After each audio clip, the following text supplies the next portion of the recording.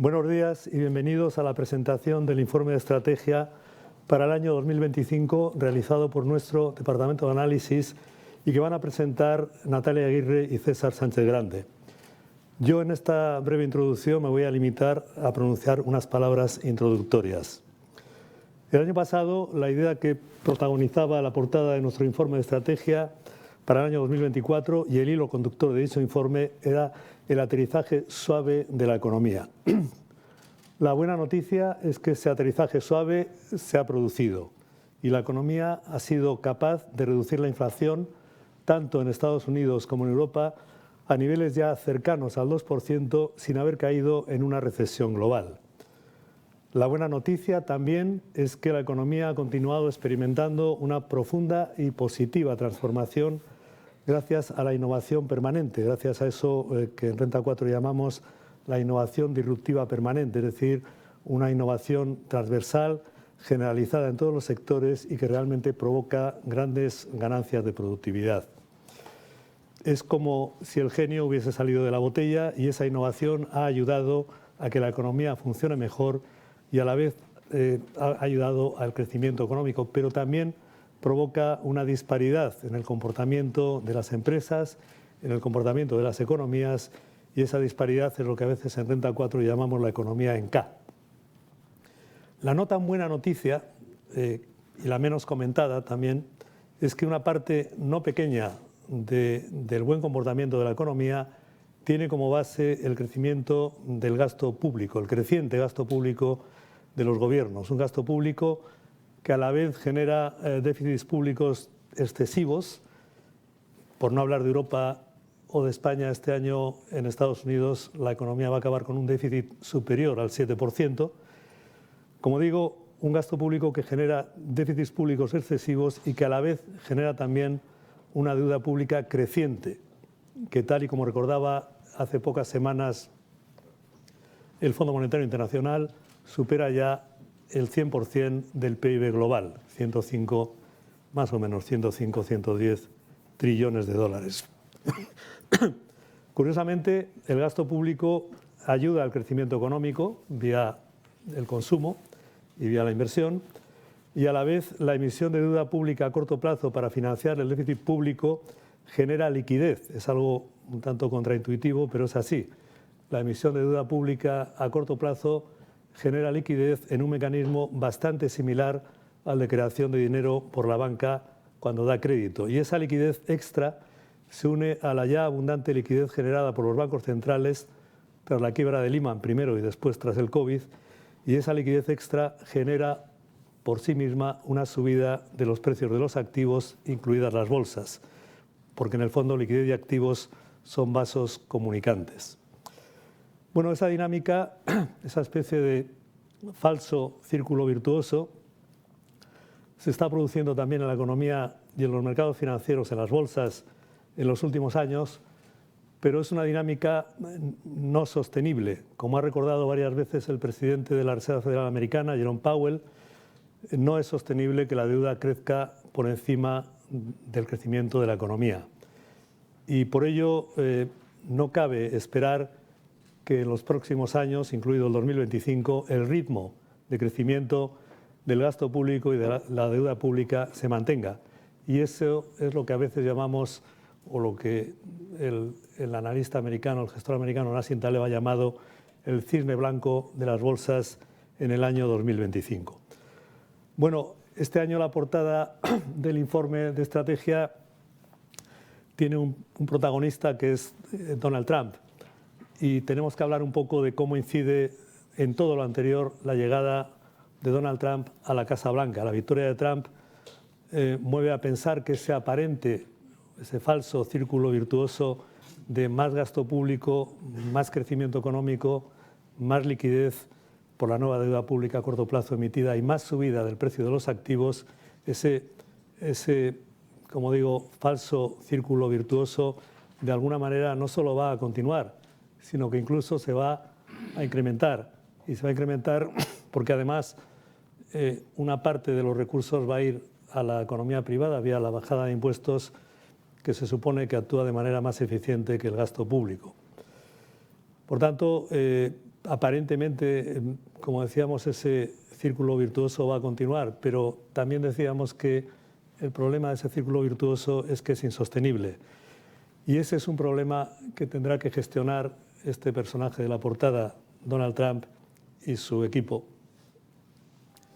Trump y también Europa van a tener que gestionar el año 2025 el problema de la deuda pública. Cuando tome posesión Donald Trump en el mes de enero, el 20 de enero, la deuda pública norteamericana se va a acercar ya a 37 trillones de dólares. Y está claro que en el mandato de Donald Trump no va a incrementarse en menos de 15 trillones adicionales, lo cual supone ya más de 50 trillones de dólares de deuda pública al final del mandato. Es difícil pensar que esa pesada losa no pasará factura al crecimiento, aunque se encontrase, que no es fácil, una solución ordenada al problema. No es el único problema de la llamada Trumponomics, del trumpismo. La reformulación del modelo de comercio internacional es compleja y pasará factura en términos de mayor inflación y menor crecimiento a la economía. Es otro problema a gestionar y un problema no pequeño. Bueno, dicho todo lo anterior, la opinión de Renta 4 es que las propuestas económicas de Trump, del llamado trumpismo, de la Trumponomics, son en su conjunto más positivas que negativas. Sobre todo la eliminación de la regulación, la llamada desregulación, y la eliminación de la burocracia excesivas. Sería muy deseable que la onda expansiva del trumpismo en este sentido de regulación y eliminación de burocracia excesiva llegue también a la economía europea y a otras economías, liberándolas de la pesada carga de un sector público excesivo. En Francia, el gasto público, por poner un ejemplo, de nuevo no referirme a España, en Francia el gasto público es ya más del 60% del PIB. Liberando, decía, a estas economías de la pesada carga de un sector público excesivo y activando políticas pro empresa, que son también políticas pro empleo y políticas pro crecimiento económico, ya que las empresas son la fuente última del crecimiento. Por tanto, esa es la parte más positiva, en nuestra opinión, del llamado trumpismo, de la Trumponomics. Las bolsas han recibido muy positivamente la llegada de Trump. 2024 está terminando en un ambiente de extremo optimismo en las bolsas en general, más en las americanas, pero también en general en las bolsas globales. Hemos visto a los índices sobrepasar niveles realmente impensables hace pocos meses. Hemos visto cómo el Dow Jones ha sobrepasado los 45.000 puntos. Recuerdo un antiguo informe que hablaba de Dow 36.000 y que parecía una locura. Bueno, el Dow este año ha sobrepasado los 45.000 puntos, el Standard & Poor's los 6.000 puntos.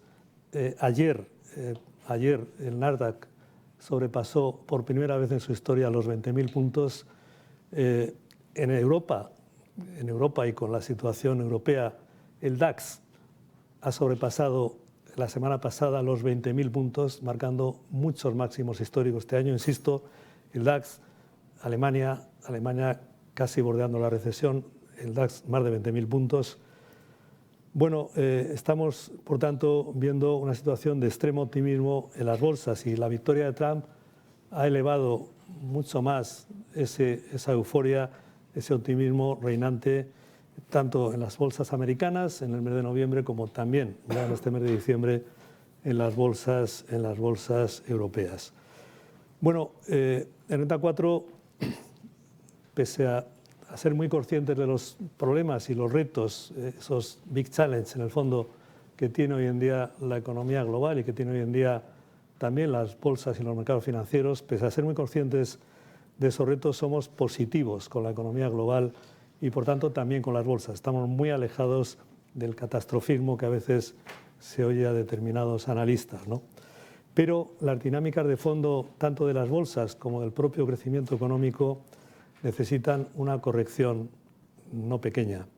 Y lo normal es que esa corrección dé lugar a un cierto aplanamiento de los índices en los próximos años.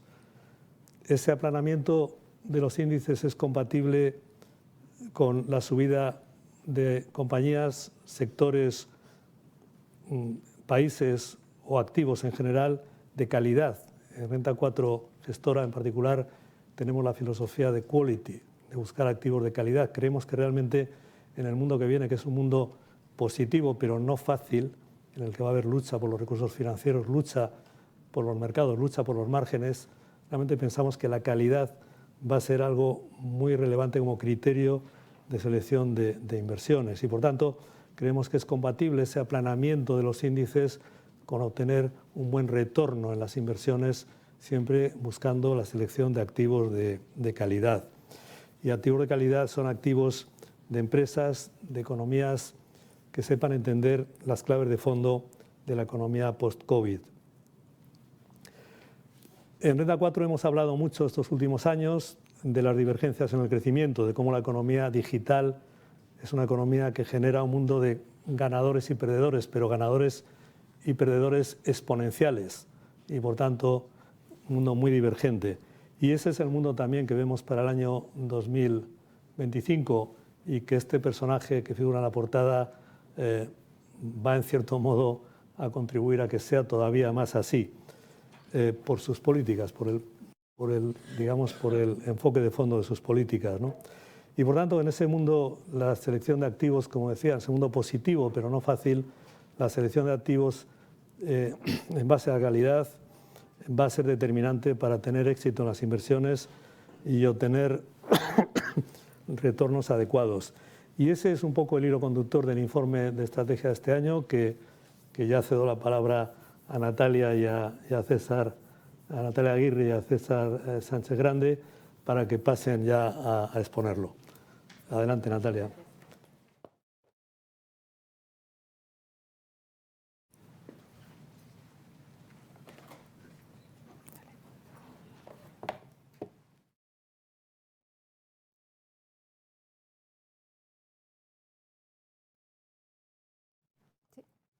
Bien, muchas gracias Juan Carlos por esa introducción y muchas gracias a todos por compartir un año más con nosotros nuestro escenario macro para el nuevo año y nuestras expectativas, ¿no?, de inversión.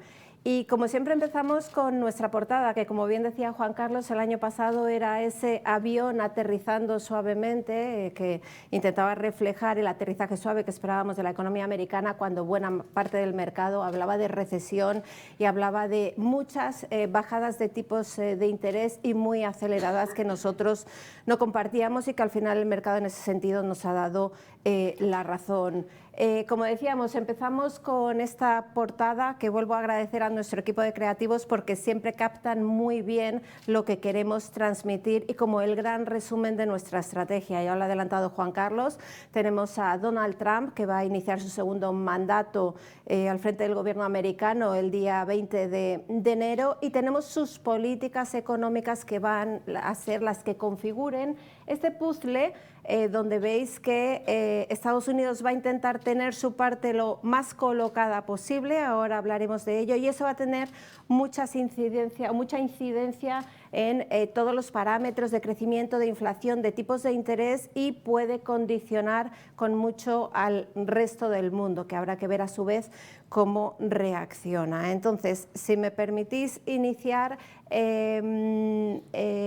esta presentación, yo creo que la idea clave es que hay muchas piezas móviles en el puzzle y que en función de cómo Trump vaya implementando, hasta qué punto, en qué medida vaya implementando sus políticas económicas, así van a ser las implicaciones en el plano macroeconómico, que es en el que se van a desarrollar nuestras estrategias de inversión. Sí que es cierto que hemos tenido una ola republicana el día 5 de noviembre, no teníamos muy claro hasta qué punto iba a concentrar todo el poder. Bueno, pues ha concentrado todo el poder el Partido Republicano y tiene 2 años para actuar sin oposición. Ahí hemos puesto unas implicaciones generales del programa político de Donald Trump, que en un breve resumen, que ahora veremos más en detalle, suponen más crecimiento para Estados Unidos que para el resto del mundo. El resto del mundo, sobre todo los principales socios comerciales, se van a tener que enfrentar a un escenario más complicado por los famosos aranceles,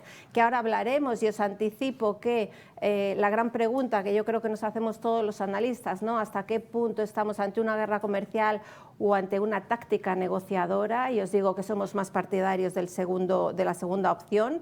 Tenemos un contexto en el que va a haber inflación al alza en Estados Unidos. Todas las políticas de Trump son eminentemente inflacionistas, y eso va a hacer que la Reserva Federal pueda bajar tipos menos en cuantía y menos rápido de lo que pensaba el mercado antes de que ganase Donald Trump por esta barrida, ¿no?, republicana. Políticas fiscales, ha hecho referencia Juan Carlos, tenemos una dificultad importante para reducir los déficits públicos y la deuda pública sigue creciendo, ¿no? Eso es un factor de fondo que igual no es 2025, pero sí que es un factor de fondo que creemos que va a tener que resolverse en algún momento y que desde luego te puede hacer que el crecimiento económico pues, sea inferior, ¿no?, en los próximos años respecto a lo que hemos tenido en el pasado. Pero aún así las economías, como vamos a ver, seguirán creciendo, sobre todo la americana, y eso va a apoyar los beneficios por acción, riesgo al alza en Estados Unidos precisamente derivado de las bajadas de impuestos, y en eurozona pues sí que es cierto que puede haber cierto riesgo a la baja, ¿no?, en función de cómo evolucione la situación y las políticas que se vayan implementando. Vaya por delante que los puntos de partida que tenemos son una economía americana muy fuerte, a lo que habrá que añadir las políticas de Trump, y unas economías europeas y China que ya tienen sus problemas particulares, que igual se pueden ver intensificados por las políticas del nuevo gobierno americano. ¿Y qué es lo que tenemos? Pues como os decía, día 5 de noviembre, elecciones americanas o la republicana. Lo han ganado todo: presidencia, Senado, Cámara de Representantes. Y eso lo que nos lleva es a que tenemos un gobierno muy unificado, difícil de encontrar en la historia americana. Hacía mucho tiempo que no había tal concentración de poder. Y a su vez, esto a lo que nos lleva es a que Trump tiene 2 años para implementar su programa político sin oposición. ¿Por qué decimos 2 años? Sabéis que hay elecciones midterm, de mitad de término, en noviembre de 2026, y ahí se renovará 1/3 del Senado y un 100% de la Cámara de Representantes. Pero hasta ese momento Trump puede ir implementando su política. ¿Cuál es la política de Trump? Aquí hemos querido hacer en forma de reloj una visión muy global, y si seguimos las agujas podéis ver arriba política fiscal, ya lo hemos adelantado, recortes de impuestos, impuesto de sociedades recortando 6 puntos porcentuales para aquellas compañías que fabriquen en Estados Unidos, prorrogar la rebaja de impuestos que se hizo en 2017 y que vence a finales del año que viene. Eso al final significa más crecimiento, más inflación, más déficit fiscal y tires más altas. Si seguimos hacia la derecha, política comercial, voy muy rápido porque ahora incidiremos en cada uno de los aspectos. La política comercial para Estados Unidos al final va a suponer más inflación, menos crecimiento, menos recortes de tipos de la Fed, tires más altas y dólar más fuerte. Estos son unos movimientos que hemos podido empezar a ver, ¿no?, en cómo han evolucionado los distintos activos desde que Donald Trump ganase las elecciones, sino incluso antes, con las encuestas anticipando su victoria. Otra cosa es para el resto del mundo. Esos aranceles de 60% a China, 10% a nivel general, van a suponer para los principales socios comerciales menos crecimiento, puede haber riesgo de represalias. A la vez, pueden intentar a través de unas divisas más débiles compensar en cierta medida esos aranceles, y también es posible que por ese menor crecimiento en el resto del mundo provoque que haya más intensidad en los recortes de tipos.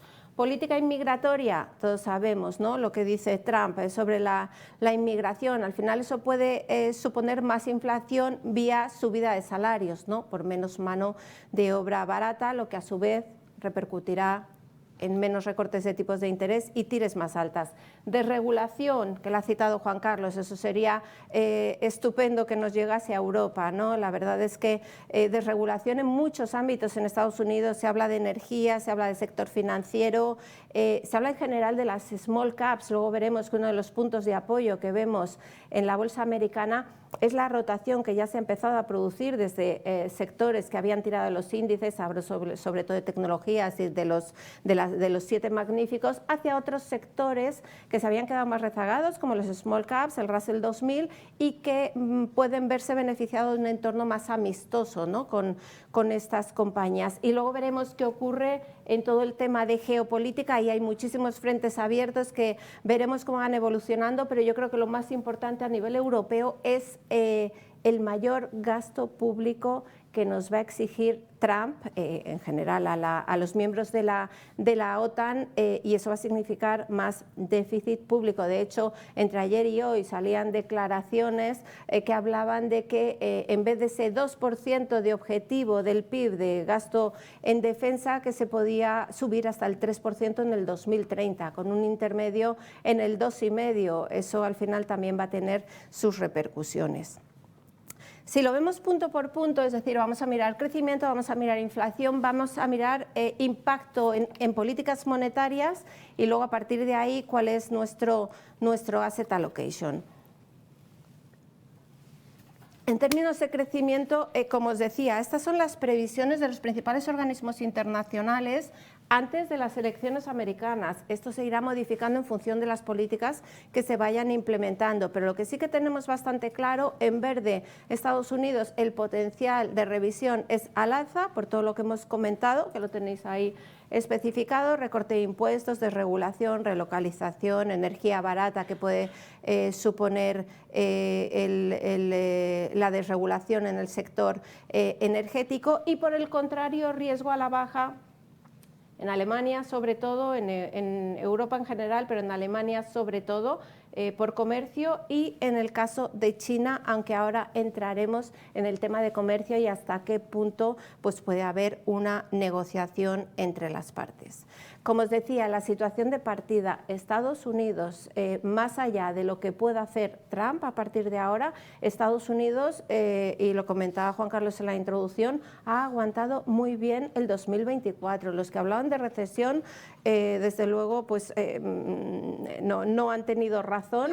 Seguimos viendo una economía muy fuerte, lo veis a la derecha, los PMI, las encuestas a empresarios están claramente por encima de 50, que es el nivel que delimita expansión de contracción en lo que es el sector servicios. El sector servicios, daos cuenta que es un 75% del PIB americano, y en cambio las manufacturas, que están algo más débiles, pero en niveles de 50, es decir, casi entrando en zona de expansión, y con las políticas de Trump probablemente se verán reforzadas, pues también están, ya digo, en niveles prácticamente alcanzando expansión. Mercado laboral, que es algo que miramos mucho, ¿no? Tuvimos un muy mal dato aquí, si veis esta creación de empleo, 36.000 creo recordar, en octubre estuvo muy sesgado a la baja por temas muy particulares de huracanes, de la huelga de Boeing, pero en el dato del viernes pasado de noviembre volvimos a ver creación de más de 200.000 nóminas no agrícolas. O sea, tenemos una economía americana muy fuerte. Creciendo muy por encima de lo esperado. Fijaos este gráfico, a mí me parece muy interesante. La línea verde sólida es lo que ha crecido el PIB trimestre a trimestre. La línea punteada era lo que esperaba la Reserva Federal, que creciese el PIB en cada una de sus estimaciones trimestrales. Se han estado confundiendo, igual que el mercado, hay que decirlo, sistemáticamente, y después de 30 meses desde el inicio de las subidas de tipos de interés, el PIB se mantiene claramente por encima de su crecimiento potencial. En el gráfico a la derecha lo que tenéis es la estimación del PIB para el próximo trimestre, 3,3%, cuando el crecimiento potencial americano es un 2%, así que las subidas de tipos prácticamente no han afectado. Suelen afectar con un delay, con un lag de un año, año y medio. Bueno, eso no se ha producido. Puede haber varias razones, ahí citamos varias.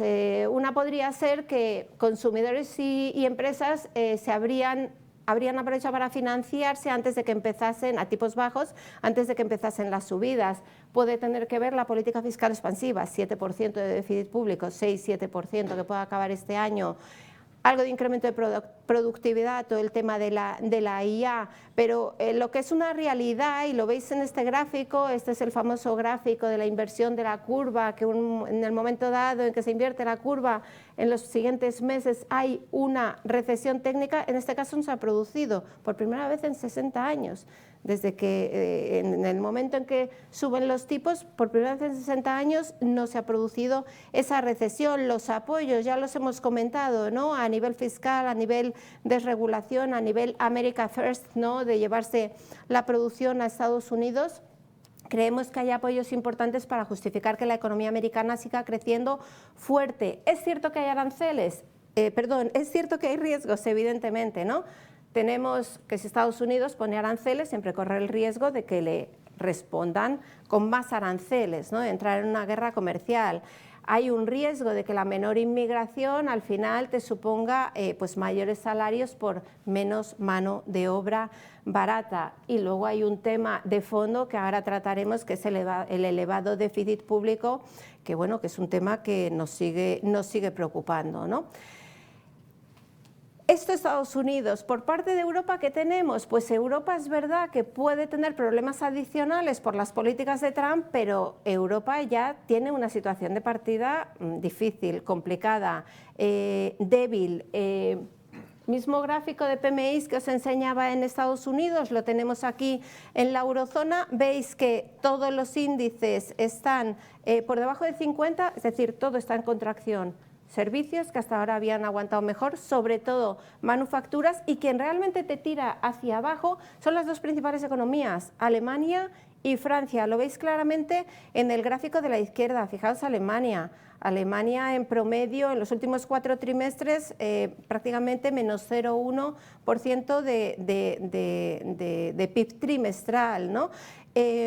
Aquí yo creo que quizá lo que más llama la atención es España, ¿no? Creciendo al 0,8%, pero también en general los países periféricos. Este año hemos visto cómo los países periféricos han sido los que han contrarrestado la desaceleración que hemos podido ver en Alemania o que hemos podido ver en Francia. Leía un artículo el otro día que decía los cerdos vuelan, ¿os acordáis de los PICS? Cuando hablábamos de los PICS en 2012, que decían que Portugal, Italia, Grecia, España tenían grandísimos problemas. Bueno, pues ahora son los que están un poco salvando el cómputo general de la economía de la eurozona.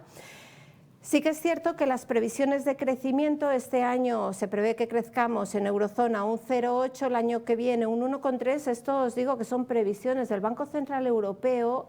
Hoy tenemos la reunión de diciembre, estas son de septiembre y previsiblemente estas previsiones de crecimiento se van a revisar a la baja. Si veis los últimos indicadores adelantados de ciclo, todas las declaraciones que hay de Christine Lagarde y de otros miembros están cada vez más preocupados por el crecimiento. Así que, bueno, pues tenemos una situación complicada que además se puede acelerar en negativo, por lo que ya hemos comentado, aranceles de Trump, incertidumbre política, Francia, Alemania, ahora comentaremos esto.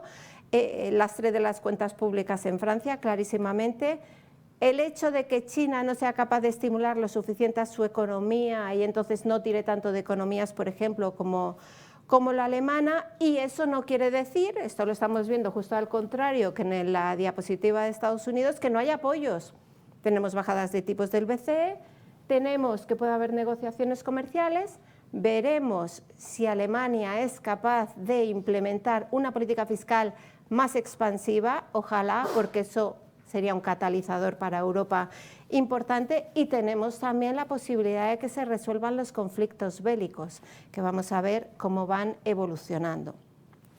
Hablábamos de Europa y hablábamos de la correlación con China, ¿no? Sobre todo de determinadas economías, sobre todo la alemana. ¿Cómo vemos China desde Renta 4? Pues la verdad es que China ha anunciado en el mes de septiembre, recordáis, llevaba la bolsa china una evolución muy negativa. En el mes de septiembre anunció una batería bastante importante de estímulos económicos y eso ha permitido en cierta medida estabilizar los mercados financieros, pero lo que sí que se ve es que solo apoyan parcialmente al sector inmobiliario. La digestión de una burbuja inmobiliaria no lleva meses, lleva años. Entonces ahí todavía vamos a tener que pasar un tiempo, ¿no? Pero fijaos, el anuncio oficial es apenas de los apoyos al sector inmobiliario, no es ni un 4% del PIB, cuando el Fondo Monetario Internacional te está diciendo que se necesita al menos una inyección del 8%. Y al final es muy importante porque el sector inmobiliario se estabilice, porque daos cuenta de que en China un 75% prácticamente de la riqueza de las familias es sector inmobiliario. Entonces, si tú quieres recuperar la confianza consumidora y que el consumo privado crezca, necesitas arreglar primero el tema del sector inmobiliario, que como veis aquí a la derecha, sobre todo la inversión en propiedades, ¿no? Cayendo a tasas del 10%, pues todavía no está ni mucho menos arreglado. Vamos a ver si son capaces de hacerlo. Otra señal de preocupación para la economía china, la inversión extranjera directa, por primera vez en la historia, se va a terreno negativo. Entonces, bueno, pues creemos que todavía tienen que cambiar bastantes cosas estructuralmente en China como para poder hablar de una economía creciendo a un ritmo adecuado, ¿no? Ahí os he puesto impactos potenciales si de verdad se llevan a efecto esos aranceles del 60% con los que amenaza Trump. Hablan de hasta un punto porcentual en crecimiento de China, y sí que es verdad que de alguna manera podría compensarlo con un yuan más débil, con estímulos monetarios, fiscales, pero habrá que verlo, ¿no? Aquí tenéis. Y aquí entrando, cuando os decía al principio, ¿esto va a ser una guerra comercial o va a ser una táctica negociadora? Nosotros somos más partidarios del segundo punto. Aquí simplemente esta diapositiva es para que veáis en términos de PIB americano qué países, qué socios comerciales tienen el mayor superávit y por tanto quienes pueden ser objeto de las mayores medidas arancelarias, teniendo en cuenta que Trump, pues bueno, todo lo que sea tener un superávit comercial con Estados Unidos, pues considera que no es justo, ¿no? Como os decía, nosotros vamos más por la idea de táctica negociadora. Esto es un libro que escribió Trump hace muchos años, 1987, un Trump muy joven, que vemos aquí, que se llamaba El arte de la negociación. Y en ese libro él lo que decía era que él creía que le caracterizaba mucho su capacidad para llegar a acuerdos comerciales, y creemos que por ahí van los tiros. Creemos que esto es un poco yo amenazo y luego negociamos. Entonces, de hecho, ya lo hemos empezado a ver, ¿no? Yo creo que la semana siguiente de anunciarse su victoria ya dijo 10% más de aranceles a China, 25% a México y Canadá, y lo que se vio es que los mandatarios de Canadá, de México, salían diciendo, oye, que negociamos. Ahí hay todo tipo de contraprestaciones que puede haber. En esos dos casos, pues desde tema de inmigración, de las fronteras, tema de tráfico de drogas, del fentanilo, bueno, muchas cosas hay encima de la mesa, ¿no? Y sí que es verdad que Europa tiene otras vías de negociación y ya lo han adelantado algunas de las principales personalidades, digamos así, ¿no? Europeas. Ha hablado Ursula von der Leyen, ha hablado Christine Lagarde, y han propuesto vías para que los aranceles hacia Europa pues no sean tales, no sean tan negativos. Podríamos estar hablando, por ejemplo, de que Europa comprase GNL, gas natural licuado, en vez de a Rusia, que se lo comprase a Estados Unidos, o podemos estar hablando también de que correlacionado con esa presión de Trump para que gastemos más en defensa, pues que le compremos a ellos armamento, ¿no?, a Estados Unidos. O sea, con esto quiero decir que no voy a entrar en todo esto, luego si queréis entramos, pero si no se va a hacer muy largo, pero sí que creemos que se va a buscar la negociación y que se va a buscar el tener el menor impacto posible en inflación y en crecimiento y en adecuar el timing para tener ingresos que, como digo ahí, que compensen pues, las rebajas de impuestos que piensa implementar el gobierno americano. España, una breve pincelada, sí que es cierto, seguimos creciendo por encima de la media europea, claramente. Yo creo que después de la revisión a la baja que podemos ver en Europa, Europa crecerá poco más del 1%, nosotros estaríamos creciendo al 2,6%, bueno, depende del organismo que cojáis, pero al menos al doble que el resto de Europa, ¿no? Así que, bueno, yo creo que eso es un apoyo para España, como lo es también no tener ni mucha exposición a Estados Unidos comercial, ni mucha exposición a China, también es importante. Hemos visto la parte de crecimiento, vamos a ver rápidamente la parte de inflación para ver qué pensamos que van a hacer los tipos de intervención. La inflación es una realidad que ha continuado el proceso desinflacionario en 2024, como podéis ver. Sí que es verdad que sigue habiendo focos de riesgo. En Estados Unidos, aquí tenéis en naranja el IPC de la vivienda, ¿no? Ayer bajó un pelín, pero sigue siendo bastante elevado. En Europa lo que sigue preocupando más son los servicios y los salarios. Los salarios, donde en la parte de servicios los salarios tienen un componente, una parte muy elevada, ¿no? Pero aquí es un poco, a partir de ahora es como dos mundos, ¿no? Va a haber más presión al alza en la inflación en Estados Unidos y en Europa no tanta. Y eso lo veis muy bien en el gráfico de la derecha. Esto es el break-even de inflación a 10 años de Estados Unidos. Veis cómo ha ido aumentando de forma significativa desde que, bueno, desde incluso antes de que Trump ganase, desde que se empezó a descontar con las encuestas que podía ganar. Y en cambio en Europa se ha mantenido bastante estable. Os lo comentaba antes, no voy a incidir más en esto, las políticas de Trump son eminentemente inflacionistas. Es verdad que puede haber cierta compensación por menor precio de energía, por la apreciación del dólar, pero creemos que las presiones en la inflación americana van a ser al alza. En la eurozona, ¿qué tenemos de bueno? De bueno, por decirlo así, el débil crecimiento económico, que eso es lo que te va a hacer que haya menos presiones inflacionistas. También el posible fin de la guerra a Ucrania y un coste de la energía más barato, pero tenemos un riesgo que yo creo que todo el mundo, cuando descuenta bajadas tan intensas del Banco Central Europeo, obvia, que es que la depreciación del euro es inflacionista. Entonces, por eso veréis ahora que no estamos tan optimistas como el mercado en las bajadas de tipos del Banco Central Europeo. Esto es otra forma de decir la probabilidad de inflación a 5 años, a medio plazo, de que esté por encima del objetivo del 2%, en Estados Unidos es del 50%, en Europa es del 30%. Y con este contexto de crecimiento e inflación, ¿qué van a hacer los tipos de interés? Bueno, pues ahí tenéis lo que han hecho hasta ahora en rojo y en naranjita pues lo que creemos que van a hacer a partir de ahora. En Estados Unidos hemos tenido ya 75 puntos de bajada, ¿vale? Una primera muy fuerte, si recordáis, decían no queremos quedarnos por detrás de la curva, no vamos a permitir que el mercado laboral se desacelere demasiado. Luego bajaron 25 y la semana que viene van a bajar otros 25. Habremos hecho 100 puntos básicos en el año. El año que viene, ¿qué pensamos? 75 puntos básicos. Ahora veremos cómo ha cambiado esto desde las elecciones americanas. En la eurozona, 3/4 de lo mismo. Llevamos 3, vamos a tener hoy la cuarta, 100 puntos básicos en total este año. Y el año que viene esperamos otros 75. Fijaos, esto para ver un poco de historia, ¿no? Porque si no nos perdemos en el corto plazo. Estos son los tipos de intervención en Estados Unidos y eurozona de los últimos 24 años.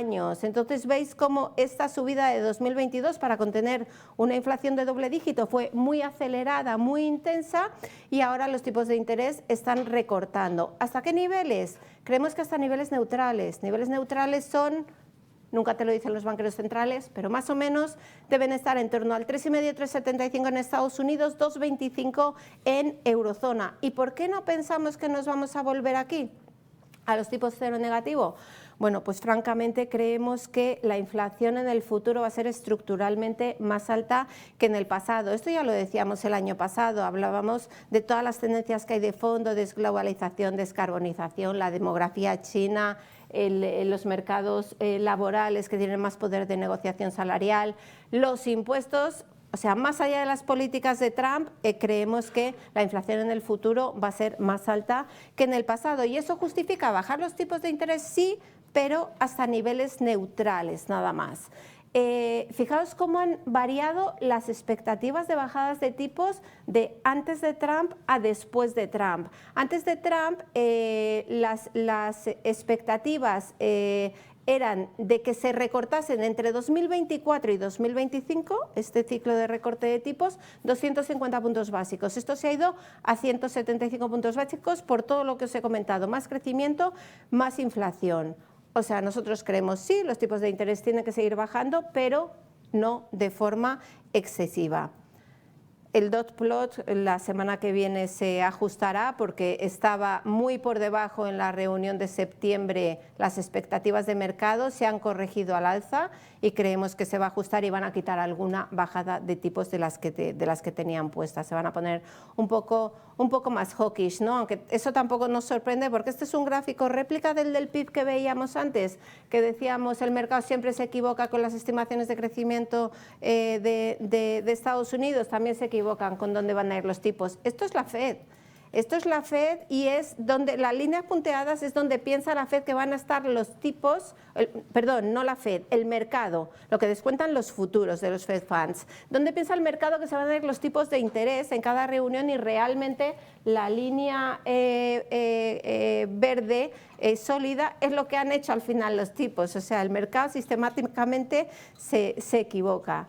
Y mientras tanto, los tipos del BCE, y aquí os lo explico un poco más, porque me diréis, oye, el mercado está mucho más agresivo, mucho más dovish de lo que estáis en renta 4. El mercado está descontando hasta 250 puntos básicos entre 2024 y 2025. ¿Por qué? Porque miran básicamente el deterioro del ciclo europeo. ¿Por qué nosotros somos más cautos y ponemos 200 puntos básicos en total? Bueno, pues porque lo que os decía, nos preocupa el euro depreciado, que pueda tener un carácter inflacionista y luego, como os digo, yo creo que va a haber negociaciones comerciales y yo creo que el impacto no va a ser tan negativo en Europa como se puedan estar temiendo algunos. Esto es la política monetaria y vamos muy rápidamente simplemente a que veáis el dibujo de la política fiscal para que seamos conscientes cuando hablamos de mucho déficit y mucha deuda y las implicaciones que esto puede tener en las TIRES, sobre todo, y por qué no estamos en duraciones largas. Fijaos cómo está la situación en Estados Unidos. Esto arriba tenéis los ingresos fiscales, abajo tenéis los gastos fiscales y el rombito es el déficit público. Estamos en déficits públicos cercanos al 7%, con la economía creciendo al 3%, con la tasa de paro al 4%. O sea, puede parecer una barbaridad porque, fijaos, sí que es verdad que tiene mucho sentido estimular la economía fiscalmente cuando tienes un COVID, cuando tienes una situación de crisis, de recesión, pero ahora es una cosa un poco más curiosa, ¿no? Pero realmente la dificultad de todo esto es que gran parte del gasto americano es obligado o mandatory, como ellos llaman. Un 61% del gasto es obligado, el 13% son intereses, que va para arriba, ¿vale? Ese, ya no porque los tipos suban mucho, sino porque tienes una bola de deuda brutal y solo tienes discrecional un 26%. Entonces es difícil recortar, ¿no? Sabéis que hay ha creado Trump un departamento que ha puesto al frente a Elon Musk y nunca me acuerdo del nombre. Es que me resulta difícil el nombre. Entonces, vamos a ver, ¿no?, qué son capaces de hacer. Ellos dicen que van a ser capaces de reducir el déficit público de forma muy significativa, hasta 2 billones de dólares. El otro día Jesús Sánchez Quiñones escribió un artículo que se llamaba Más que el hombre de negro, ¿no? haciendo alusión a aquellos famosos hombres de negro que nos obligaban a nosotros europeos a recortar gasto, ¿no?, cuando tuvimos la crisis de deuda. Bueno, vamos a ver qué ocurre con eso, ¿no? Pero sí, de principio sí que tener en la cabeza que es difícil reducir el gasto público, y con esos déficits públicos lo que ha ocurrido es que correlaciones que teníamos tan significativas en mercado durante años, que era por ejemplo la tira de 10 años americana con el West Texas, con el crudo americano, se ha roto totalmente, y eso es precisamente por esta difícil sostenibilidad de las cuentas públicas, ¿no?, por decirlo así. ¿Y en Europa qué? A nivel fiscal, pues en Europa tenemos como dos mundos, y voy a hablar solo de los extremos. Tenemos a una Francia que se tiene que alemanizar y tenemos a una Alemania que se tiene que afrancesar. ¿En qué sentido? Francia tiene unas cuentas públicas, iba a decir terribles, pero bueno, malas, vamos a dejarlo ahí. 110% de deuda pública sobre PIB, déficit público superior al 6% y sin presupuestos y sin gobierno.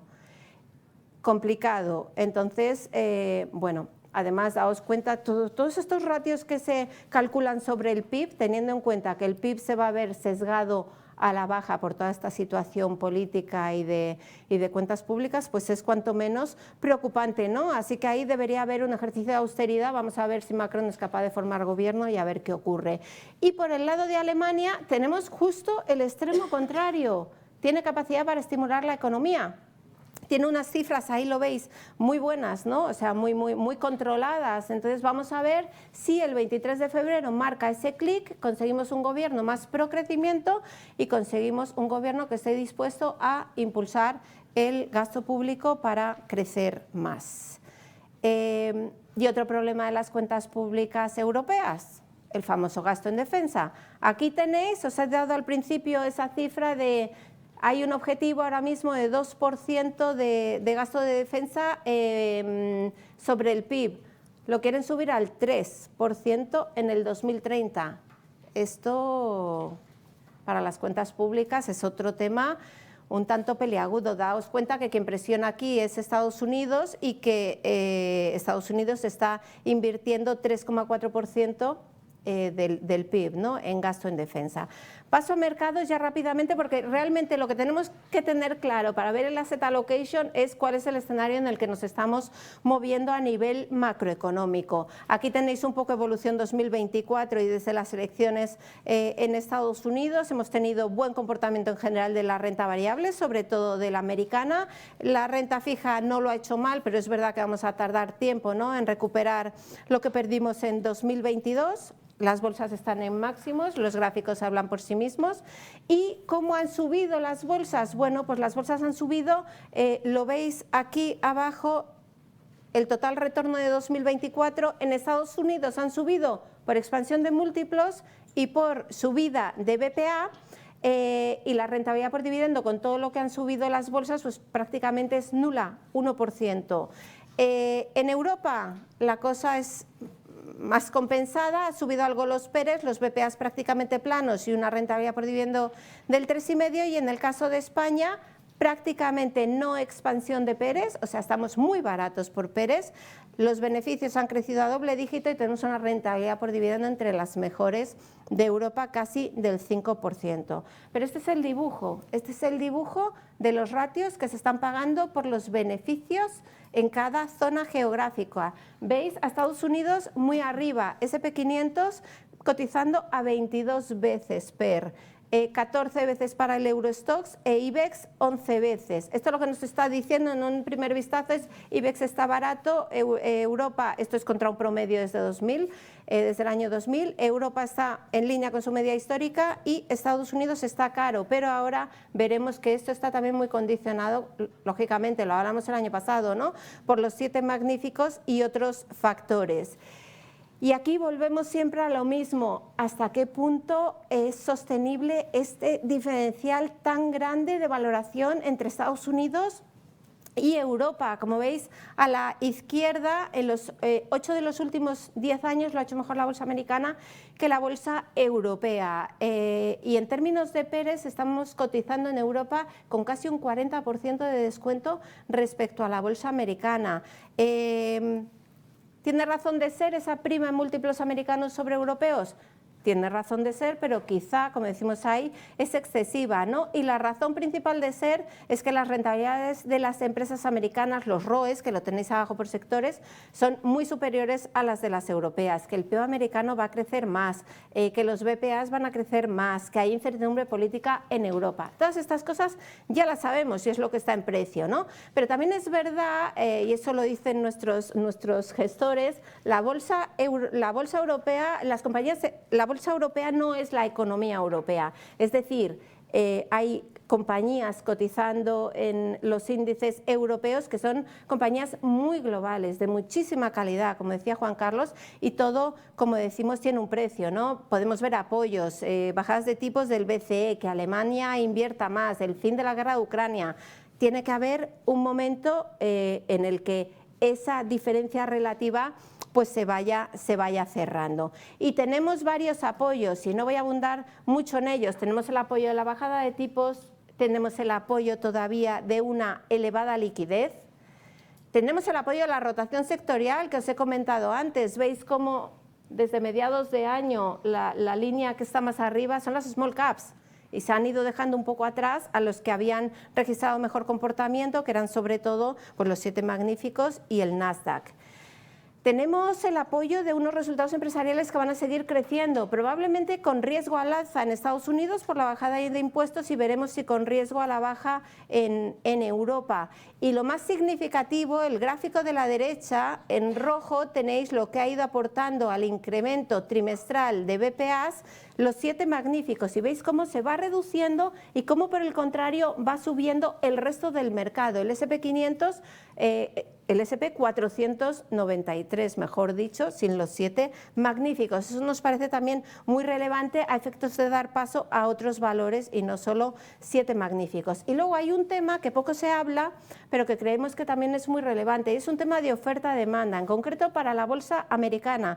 Cuando decimos que está muy cara, sí, está muy cara, pero es que al final lo que tenemos es que las recompras de acciones superan por mucho a la emisión, ¿no? A las APVs y a las ampliaciones de capital, y con unas recompras de acciones que este año pueden superar el $1 billón, pues es que eso sigue siendo un apoyo muy significativo.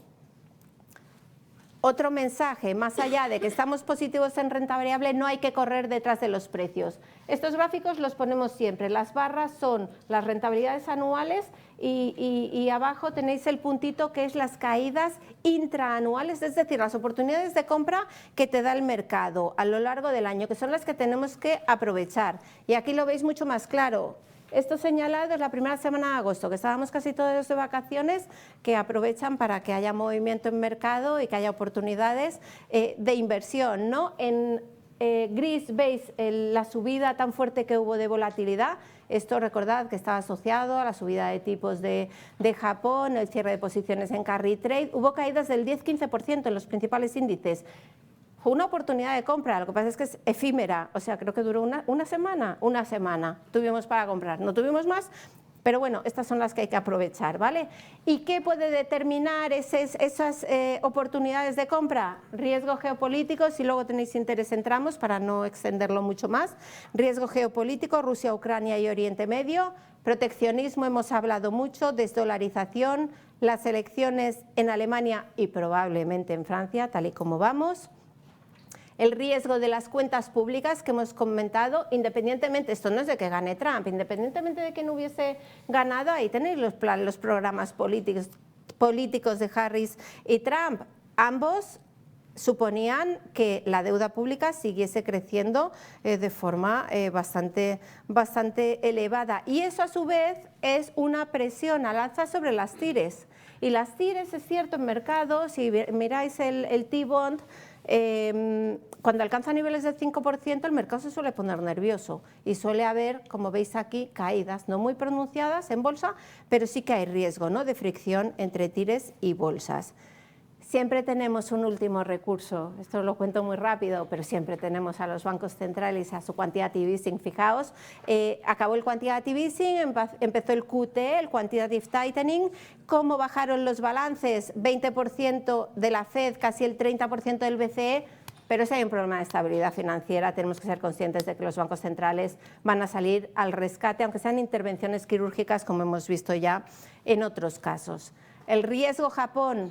Es un riesgo de largo plazo, pero no nos olvidemos, Japón es un gran inversor internacional. Con sus subidas de tipos pueden repatriar capitales y eso puede hacer que haya determinados tipos de activos donde pueda haber riesgos, ¿no? Fijaos, Japón es el principal tenedor de deuda americana, ¿no? No residente, y tanto Japón como China han estado bajando sus tenencias, o sea que eso también tenerlo en cuenta. Muy rápidamente, y cojo solo 5 minutos, ¿vale? Asset allocation. Asset allocation al final es el resultado de todo lo que os he contado, ¿no? Al final, ¿qué tenemos en renta fija? Tenemos rentabilidades todavía atractivas, deuda pública nos mantenemos en plazos cortos, creemos que rentabilidades del 2-3% en Europa, 4% en Estados Unidos están más que bien. No vemos valor en alargar duraciones por todo lo que os he comentado, ¿no? Del riesgo al alza en tires. En crédito seguimos prefiriendo investment grade, y en renta variable, como comentaba Juan Carlos, creemos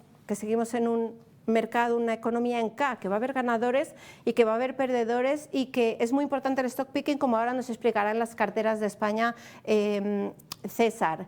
Empezamos el año sobreponderando Estados Unidos por flujos, por crecimiento, por todo lo que hemos hablado, ¿no? Por crecimiento de BPA, más que por valoración. Empezamos neutrales en Europa, por todo lo que os he comentado de los factores negativos que pueden incidir, aunque confiamos en que en un momento dado haya catalizadores suficientes, sobre todo por la diferencia de valoración entre Europa y Estados Unidos a lo largo del año, para que reaccione al alza. Y luego iniciamos también el año con sobreponderar en España y un objetivo de IBEX de 13.800, potencial del 16%. Nos llamaba la atención, comentaba con Nacho esta mañana, que el año pasado dimos un objetivo en el que de IBEX que nos tachaba la gente de optimistas, y al final prácticamente clavado, yo creo que por 50 puntos. Ahí tenéis los apoyos, tenéis los riesgos. Esto sería la composición de una de nuestras carteras gestionadas dinámica. Dinámico es un perfil entre moderado y tolerante. Estaríamos hablando renta fija 45%, plazos cortos, investment grade, renta variable 50% y dividido, sobreponderando más Estados Unidos que Europa, por lo menos de cara al inicio del año. Esta es nuestra valoración bottom-up del IBEX, para que tengáis, no sé si se ve muy bien, pero bueno, también tenéis los documentos. Esto simplemente está hecho sumatorio de precios objetivo de nuestros analistas y a qué nivel de IBEX llegaríamos, 13.810. Creemos que España, como os decía antes, aparte de crecimiento claramente por encima de Europa, lo que tenemos en positivo es que no tenemos ni mucha exposición comercial a Estados Unidos ni mucha exposición a China, lo cual son 2 puntos de apoyo. Y un par de temas más. Crudo, el año pasado es cierto, era una de nuestras apuestas, porque pensábamos que el tema geopolítico iba a presionar más al alza el precio del crudo. Al final no ha sido así, se ha quedado más o menos estable, precio sostenido por encima de $70 barril. Creemos que el año próximo va a pesar el exceso de oferta y la debilidad de la demanda. Y por el contrario, nuestra segunda gran apuesta del año pasado era el oro. El oro, si recordáis, bueno, yo creo que desde que hicimos la presentación justo hace un año, a mediados de diciembre, pues más de un 30% sí que lleva, ¿no? Y a pesar de esa revalorización, seguimos pensando que es una apuesta a mantener en cartera. Los apoyos son estos, no han cambiado, siguen siendo los mismos, quizá intensificados, ¿no?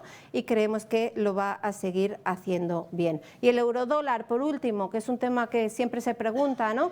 Es muy difícil, es el mercado más difícil del mundo, el mercado de divisas. Yo simplemente he hecho este gráfico, y este gráfico al final lo que te compara es el diferencial de tipos a 2 años entre Estados Unidos y Alemania, que es la línea gris, y abajo tenemos el eurodólar. Fijaos, en 2022, ¿dónde se fue el diferencial? Que es camino hacia donde va ahora, y qué hizo el eurodólar, ¿no? Que se fue a 0,95. la paridad está cerca, en el corto plazo creemos que se va a mantener la fortaleza del dólar y luego ya iremos viendo. Actualizamos mensualmente, así que ya veremos. Y las conclusiones nos las voy a volver a repetir. Muchas piezas móviles que vamos a ver cómo va evolucionando todo e iremos actualizando. Y ya te dejo, César. Muchas gracias.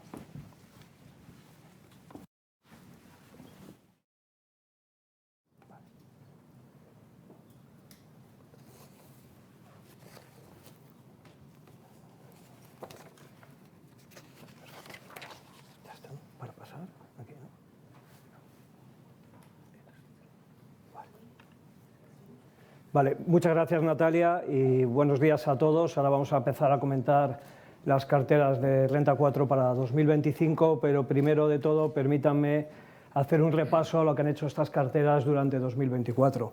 Nuestras carteras en 2024 se han revalorizado en media pues un 9,2%, que unido pues al más del 25% que obtuvimos en 2023, hemos obtenido una rentabilidad en 2 años de alrededor del 35%, circunstancia que nos hace estar bastante satisfechos de haber podido ofrecer a nuestros clientes esta rentabilidad en todas nuestras carteras.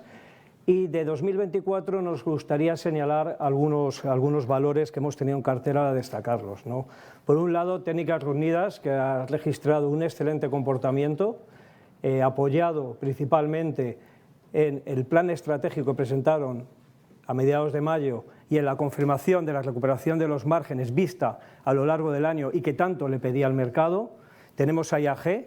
IAG ha sido una de las estrellas de la bolsa española durante 2024, también con una revalorización pues, prácticamente del 100%, ¿no, Iván? Más o menos, apoyado pues, en una muy buena evolución operativa, muy buen comportamiento operativo, que aquí hay que diferenciar, que no ha sido fácil porque hemos visto otras aerolíneas que han presentado profit warning a lo largo del año. En cambio, IAG pues, ha mostrado pues, unos sólidos resultados. También se ha beneficiado de esos cambios en los hábitos del consumo tras el COVID y también de los bajos precios del petróleo. Y luego, finalmente, del sector bancario nos gustaría destacar a Sabadell. Sabadell en el año, pues, con un comportamiento pues, de alrededor del 60%, pues, se ha visto beneficiado pues, bueno, de este buen comportamiento de la economía española en un entorno de tipo de interés todavía elevado, aparte, evidentemente, pues, de la OPA que le ha lanzado BBV. Pero más nosotros, sobre todo, nos fijamos en la rentabilidad a largo plazo. Como podéis ver aquí, nuestra rentabilidad de nuestras carteras a 3 y 5 años pues baten claramente al benchmark. A 3 años en 8,7 puntos porcentuales y a 5 años en 10,4 puntos porcentuales, con unas rentabilidades absolutas del 33% a 3 años, perdón, del 41,7% a 3 años y de 34% a 5 años.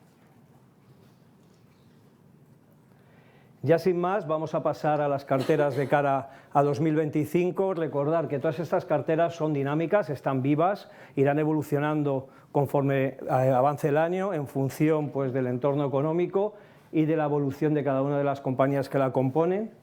¿Y cuál es nuestra estrategia? Como ha comentado Natalia, estamos en un escenario incierto por principalmente 2 motivos. Un escenario geopolítico todavía con incertidumbres tanto en Oriente Medio como en Ucrania. No podemos olvidar que parece que ya la parte de Ucrania se ha olvidado con el conflicto Oriente Medio, pero sobre todo, como hemos comentado en la portada, por las implicaciones que van a tener las medidas de la administración Trump en la economía.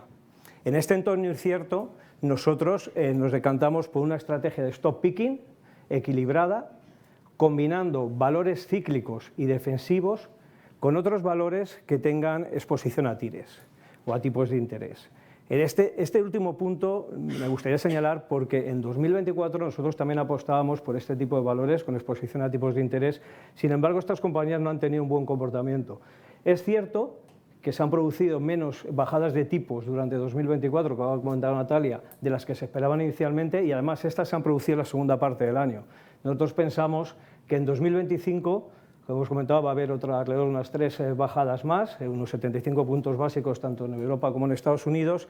Estas compañías lo van a empezar a reflejar en sus cuentas de resultados y yo creo que el mercado empezará a reconocérselo. Ya dentro de nuestras carteras, nuestra cartera de 5 grandes, pues como valores defensivos tenemos Iberdrola e Indra, como valores ciclo, exposición al ciclo tenemos Sabadell y Acerinox. Aquí me gustaría detenerme en Acerinox. Como hemos comentado antes, y no es por incidir de nuevo, la presentación de la portada, Donald Trump, el impacto de las medidas, Acerinox es un valor eminentemente cíclico, probablemente de los más cíclicos de la bolsa española, pero hay que tener en cuenta, más del 100% de su EBITDA proviene de Estados Unidos.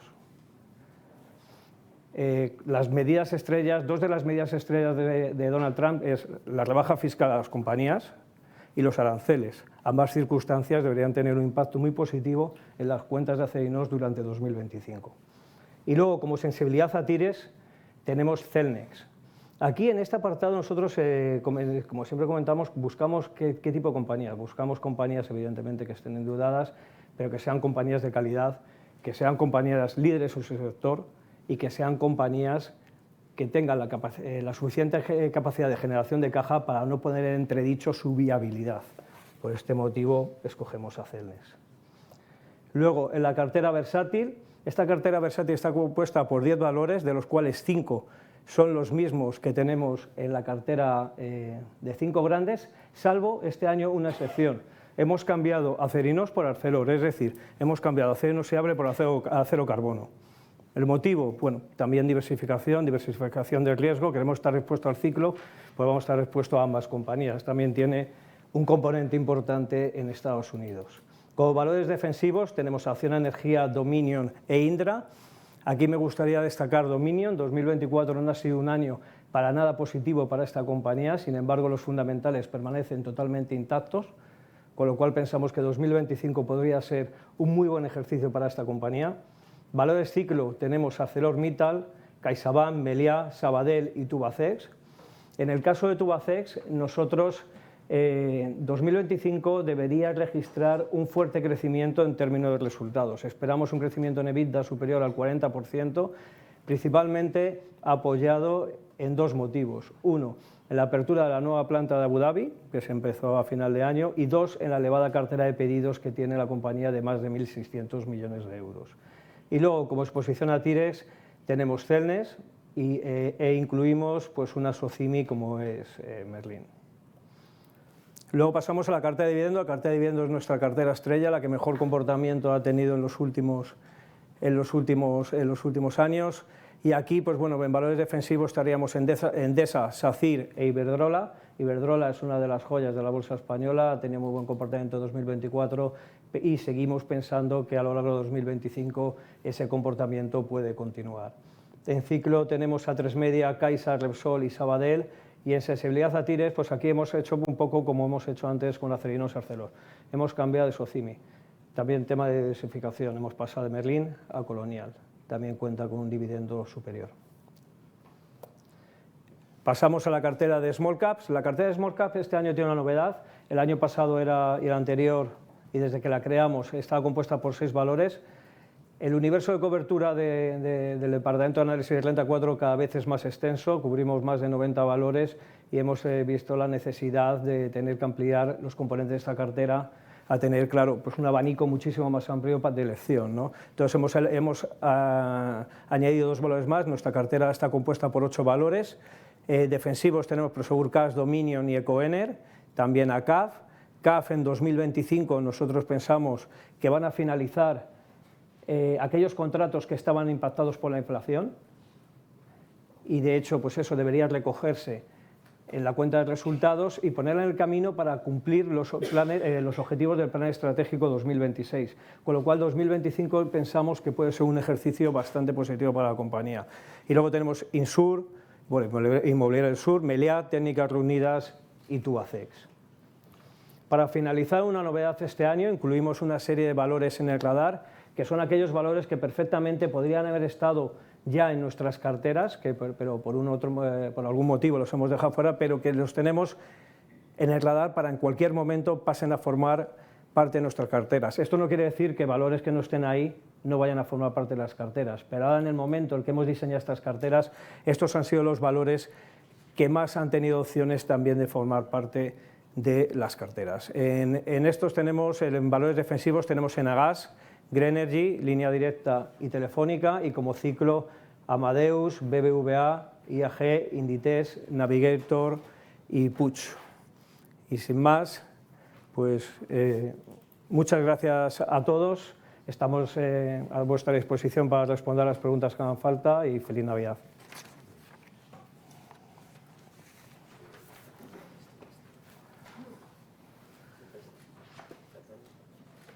Sí.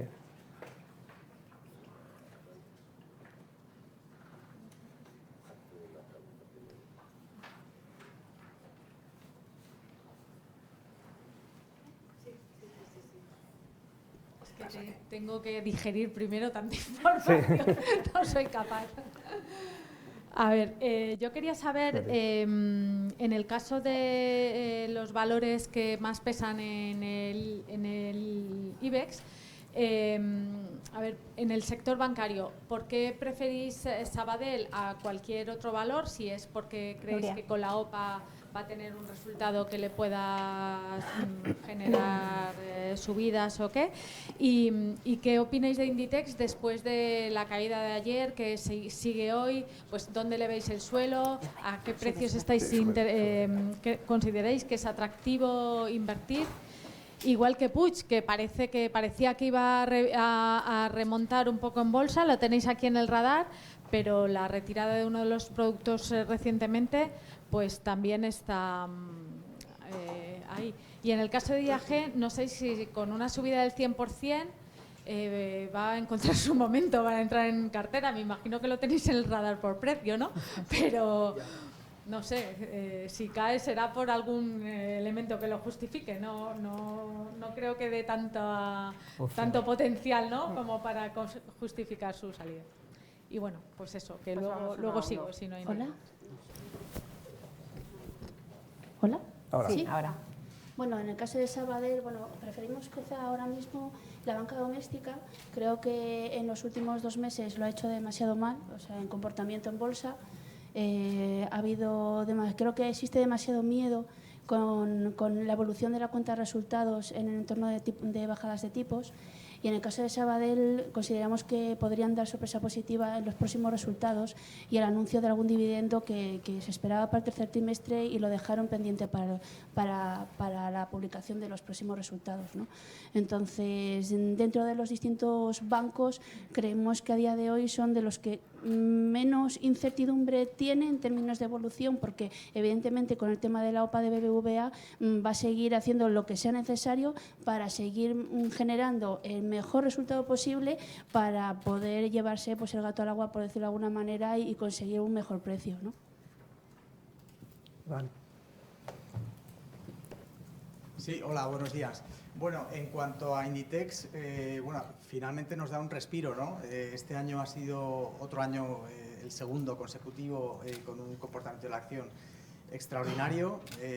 Yo creo que se había pasado un poco de precio, estaba cotizando a unos múltiplos excesivamente exigentes, estaba a 15 veces EBITDA de 2024, a 30 veces PER, más o menos. Entonces yo creo que esta caída es muy bienvenida. Nosotros hemos subido el precio objetivo a 52,60, con lo cual a precios actuales pues tendría un potencial de en torno a un 5%, que todavía pues quizá no sea excesivamente atractivo, ¿no? Pero bueno, sí que creemos que esta caída podría continuar un poquito más, o este ajuste mejor, pero tampoco creemos que vaya a caer mucho más, ¿no? Es una compañía que todo el mundo sabe que es de altísima calidad, y yo creo que estos valores los inversores, en el momento en que hay una mínima oportunidad de entrada, pues la aprovechan, ¿no? Entonces, bueno, sí, nosotros a ver si cae un poquito más, nos vendría muy bien, y para meterlas en las carteras además, y bueno, pues yo creo que es un valor muy interesante, ¿no? Por eso la hemos metido en... A lo mejor niveles de 45, 46, 47 euros, a lo mejor esos pues podrían ser niveles pues muy buenos, ¿no? No sé si van a caer tanto, pero bueno, yo creo que un ajuste así pues podría ser pues muy interesante para incluirla, ¿no?, en las carteras. Y luego en cuanto a IAG, también has preguntado, bueno, otra que ha tenido un año espectacular, ¿no? Prácticamente ha duplicado su valor. Es una compañía cuya cotización estaba excesivamente rezagada, lo hemos aprovechado este año. Hemos subido el precio objetivo a 3,43, con lo cual pues ahora mismo pues está por encima de este precio objetivo, pero bueno, yo creo que la subida de este último mes pues ha sido pues meteórica, ¿no? Probablemente tenga que haber algún ajuste, pero bueno, nosotros somos positivos a medio y largo plazo, ¿no? Yo creo que el año 25 va a seguir siendo muy bueno. Yo creo que este año va a haber sorpresas, o se va a confirmar pues la gran mejora a nivel de costes del combustible, que van a poder aprovecharse de unos precios pues mucho más bajos y bueno, pues también está en el radar, ¿no? Pero quizá pues tenga que ajustar un poquito, ¿no? Sobre todo después de este último mes. Sí, respecto a Puig, bueno, pues como sabéis es una compañía que, pese a sus más de 100 años de historia, lleva poquito tiempo como cotizada y la verdad que el mercado está siendo un poco duro con ella. Ha habido dos malas noticias, una en la presentación de los resultados semestrales, en la que el mercado le castigó con fuerza, pero que luego posteriormente en los resultados de los 9 meses se vio que había recuperado, y la semana pasada con la retirada de un producto pues también le castigó con fuerza, pero luego realmente nosotros estimamos que el impacto en BPA de esta retirada del producto es menos de un 0,4% este año y un 0,2% para el año que viene. Y bueno, pues realmente es el negocio de maquillaje, que pesa relativamente poco, no llega al 17%, y en cambio se ve que el negocio de fragancias pues es líder mundial y va funcionando muy bien. La compañía está guiando a crecimientos de un dígito simple elevado, con estabilidad de márgenes, y nosotros la verdad es que vamos viendo que se está cumpliendo, y sobre todo creemos que en cuestión de valoración es una compañía que tiene mucho potencial. Cotiza con un 20% de descuento frente al sector ahora mismo, y además un 40% de descuento frente a los márgenes históricos, a los múltiplos históricos a los que cotiza el sector. Entonces, bueno, creemos que la compañía, siendo líder en sus mercados, tenemos que darle ese voto de confianza y le vemos un potencial bastante atractivo. Muchas gracias. Sí, dos preguntas. ¿Descartáis que la FED suba tipos y que haya problemas con la deuda norteamericana? En principio, nuestras estimaciones son 75 puntos básicos de bajada adicionales, que, como digo, el mercado pensaba que iban a ser muchas más antes de que Trump ganase, ¿no? Precisamente por este contexto de más crecimiento y más inflación. ¿Hasta qué punto esto puede llevar a la Reserva Federal a subir los tipos de interés? Yo creo que estamos lejos de eso, pero básicamente porque la inflación tendría que subir muchísimo. ¿Sabes que esto tiene, la Reserva Federal tiene un doble objetivo de crecimiento y de inflación? Crecimiento entendido como pleno empleo, ¿vale? El mercado laboral se está moderando, normalizando. No decimos que una excesiva desaceleración, pero sí moderando. Entonces, en ese sentido, creemos que los tipos reales, teniendo en cuenta todo lo que ha bajado la inflación, prácticamente del 9% hasta el 2 y pico por ciento, los tipos reales son muy altos. Entonces, la política monetaria es restrictiva. Nosotros lo que decimos es que la tiene que llevar al menos a neutral, que sería lo lógico. Luego, otra cosa es que se vuelvan locos con las políticas y se genere muchísima más inflación, pero ahí hay un impacto que va a compensar, que es la apreciación del dólar, que eso al final también te controla la inflación. Entonces, yo a estas alturas, a día de hoy, diría no creo que Estados Unidos vaya a subir tipos. Sí que creo que igual los pueda en un momento bajar menos de lo que piensa el mercado, y creo que Powell va a aguantar ahí hasta mayo del 26, porque lo ha dicho muy claro. Fue bastante simpática su reacción cuando le hicieron la pregunta en directo en la última comparecencia, y desde luego él no se va a ir. Y Trump lo último que ha dicho es que no le va a presionar tampoco para que se vaya. Así que yo diría que no. El tema de las cuentas públicas, lógicamente, nos preocupa. Hablar de insostenibilidad yo creo que quizás es excesivo. A ver, a mí un déficit público del 7%, como decía antes, cuando la economía, perdón la expresión, está como una moto, pues es que francamente no me parece, ¿no?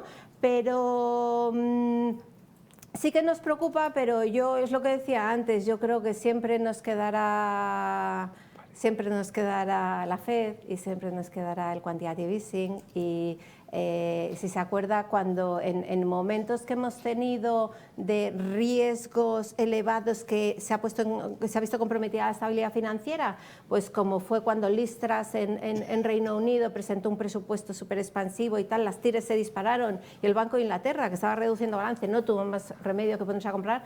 Pero es que tienen otro ejemplo ahí en Estados Unidos, que es en la crisis de la banca regional americana, que fue en marzo, ¿no?, si no recuerdo mal.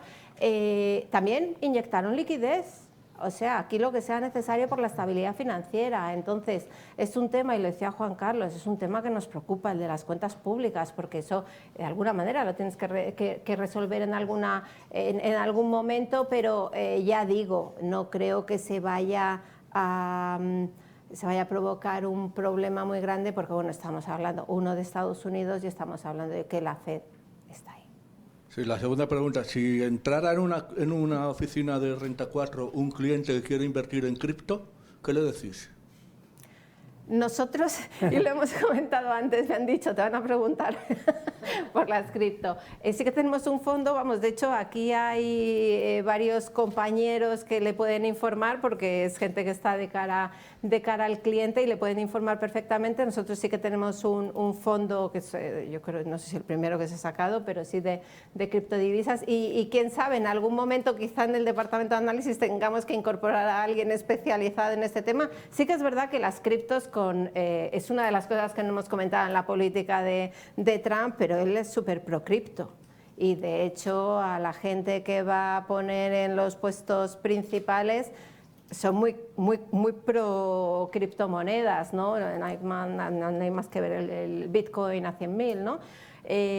O sea que yo creo que eso es un tema que tendremos que tener en consideración en nuestro asset allocation en el futuro, pero en concreto de este fondo que le estoy comentando, yo creo que cualquier persona a nivel que esté aquí, asesor comercial, le puede informar en detalle del producto. De Internet nos han llegado varias preguntas, la mayoría de ellas han sido resueltas, pero bueno, tenemos aquí alguna que pregunta pues concretamente por los sectores, ¿no? ¿Qué sectores vemos mejor de cara a este año y cuáles vemos peores? Bueno, como hemos comentado antes, y además después de 2 años en el que las bolsas se han revalorizado un 35%, bueno, las bolsas sí, más o menos acumuladas, es la primera vez en los últimos 10 años, tendríamos que remontar 10 años atrás para ver 2 años seguidos en el IBEX, teniendo comportamientos positivos. Nosotros, como hemos comentado, vemos un entorno incierto y nos decantamos más por compañía calidad. No vemos un sector que vaya a tirar en concreto de forma clara en relativo con el resto, con lo cual, bueno, repetimos, nosotros nos decantamos por esa estrategia de stock picking y de ir eligiendo en cada sector valores de calidad. Hola, buenos días. Comentaba Juan Carlos, en relación a que prevéis para los próximos años un aplanamiento de las bolsas. Es cierto que llevamos 2 años a ritmos de crecimiento, justo como acabas de comentar, muy elevados, de 2 dígitos. Era por si nos podíais concretar un poco estos niveles, en cuanto a si lo que empieza ya para el año que viene, crecimiento a 1 dígito en vez de a 2, Estados Unidos solo, o también porque, por ejemplo, para el IBEX sí que mencionáis un potencial del 16, o sea, pues por esto, por si podéis concretarnos un poco más. Sí. Bueno, te comento porque al final nosotros tenemos un equipo de análisis que está especializado en el mercado español y nos sentimos mucho más cómodos con dar una valoración específica por un análisis bottom-up, ¿vale?, que es la suma de los 35 valores del IBEX ponderado por su coeficiente de free float, porque la otra vía es un top-down, ¿no? Es coger los BPAs, coger los PERES. Ahí, primero, con todas las piezas móviles que tenemos, gracias a este señor, que esto se va a mover mucho, primero es muy complicado, bueno, hay que ver hacia dónde van los BPAs, cuánto van a crecer los BPAs, pero también hay que ver qué Pérez está dispuesto a pagar el inversor. Veías antes la diapositiva que he puesto de los Pérez de los tres índices, del SP cotizando a 22 veces, eso es una prima con respecto a la media desde el año 2000 del 35%. O sea, tú ves eso y dices, no invierto en Estados Unidos. Que es un poco la sensación que tiene todo el mundo, ¿no? Pero sí que es verdad, como he estado elaborando a lo largo de la exposición, que hay factores que apoyan, que pueden ser pues, un mayor crecimiento en Estados Unidos, un mayor crecimiento del BPA, porque el impuesto de sociedades, la rebaja del impuesto de sociedades del 21 al 15, pues las estimaciones hablan de que podrían meter en vena 5 puntos porcentuales de crecimiento más de BPA, y el crecimiento de BPA americano está al 15% ya. ¿Te crees que puedes seguir pagando el inversor 22 veces de PER? Pues entonces te estaría diciendo que igual las bolsas suben otro 15%, fácilmente, ¿vale? 15 o más. En el caso de Europa, el potencial es mayor, no tanto por BPA, que el promedio está ahora mismo en el 8% de crecimiento para Europa para el año que viene, que igual si hay algo de rebaja puede ser un 15%, pero lo lógico, perdón, un 5%, pero lo lógico sería pensar que ese PER que se está pagando ahora de en torno a 14 veces, bueno, pues que hubiese cierta expansión si de verdad se activan los catalizadores de los que hablábamos antes, ¿no? Bien sea más bajadas de tipos de interés, bien sea negociaciones comerciales con Estados Unidos que hagan que no haya tanto daño, bien sea sobre todo que, hombre, que Francia, que Alemania, que se despierten un poco, ¿no? Que haya más estímulo fiscal, sobre todo por parte de Alemania. O sea, yo creo que ahí sí que podríamos ver algo mejor, pero ya te digo que depende de muchas cosas, ¿no? Entonces, sé que no contesto exactamente a tu pregunta. Si fuese solo por BPAs en Estados Unidos tendría que ser en torno a un 15%, ya veremos si mantienes múltiplos que estás dispuesto a pagar, y por la parte de Europa creemos que en un momento dado debe haber algún catalizador suficiente como para que haya expansión de múltiplos que están dispuestos a pagar los inversores, que de momento no lo ha habido, pero en algún momento tiene que llegar. O sea, estar cotizando con un descuento de casi el 40% con respecto a Estados Unidos, todo tiene un precio, ¿no? Otra de las preguntas que nos llega desde los chats que tenemos abiertos es en referencia al sector bancario, y nos dice que en 2024 han tenido un muy buen resultado en las cotizaciones. Si prevemos que se mantenga esta tendencia de cara al resto a 2025.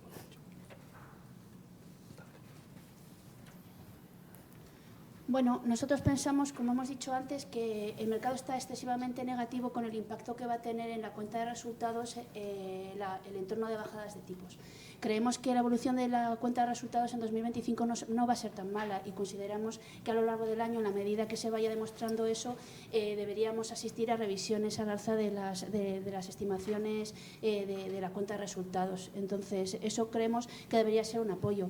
Como ha dicho César, no vemos un sector en concreto haciéndolo mucho mejor que otro. Creemos que hay margen para que haya un comportamiento bueno del sector, pero tampoco creemos que vayamos a ver revalorizaciones del 60, 70, 80% como hemos estado viendo en los últimos 2 años, sobre todo porque también los precios objetivos no dan esos potenciales.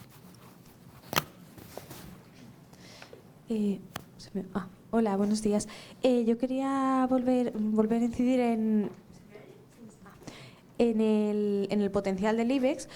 Lo situáis en los 13.800 puntos, y quería saber qué valores en concretos pueden actuar de catalizador. Y por otro lado, volviendo al tema del sector bancario, el año pasado en la presentación de perspectivas disteis que podría restar hasta 7.900 millones de valoración, un impuesto permanente a la banca. No sé si lo mantenéis o si ya ha sido descontado de la valoración. Gracias.